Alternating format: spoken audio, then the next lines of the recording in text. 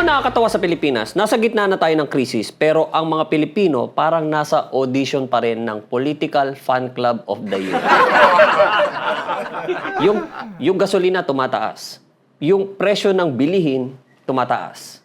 Yung stress level ng mga tao tumataas. Pero ang pinaka-active pa rin is yung mga daliri na nasa comment section.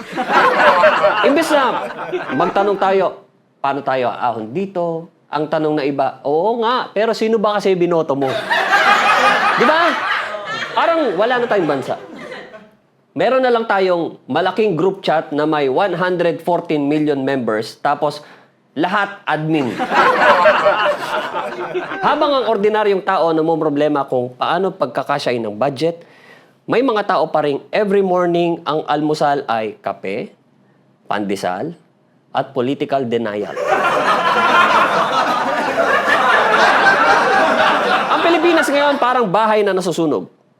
Tapos ang mga tao sa loob, nagtatalo pa rin kung sino ang mas magaling na interior designer. Aminin natin, maraming Pilipino ang hindi na tumitingin sa politika bilang public service. Tinitignan na nila ito bilang basketball league.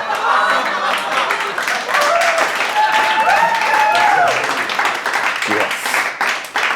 Samantalang ang tunay na krisis, walang pakialam sa political color mo. Totoo yan. Kapag mahal ang bigas, mahal sa lahat. Okay? Kapag mahal ang gasolina, mahal sa lahat. Kapag pumangit ang ekonomiya, hindi naman sasabihin ng grocery, ma'am, may discount po kayo kasi supporter kayo ni hotdog. O ni hybrid. Di ba? Hindi ka ililigtas ng political fandom. Hindi ka pakakainin ng campaign jingle.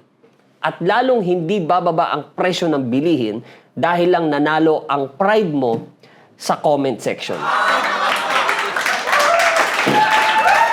Kasi kung nasa krisis na ang Pilipinas, tapos ang priority pa rin natin ay makipag-away para sa mga politiko, hindi na lang tayo naghihirap.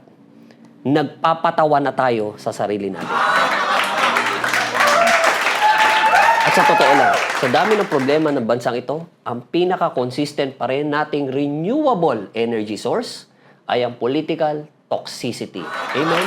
Amen! Can I get an amen? Can I get an amen? Ako si Jack Logan at ito ang Jack Logan Real Talks, kung saan ang problema ng bayan ay hindi ginagawang fan war, kundi ginagawang wake-up call. Yeah. See you later.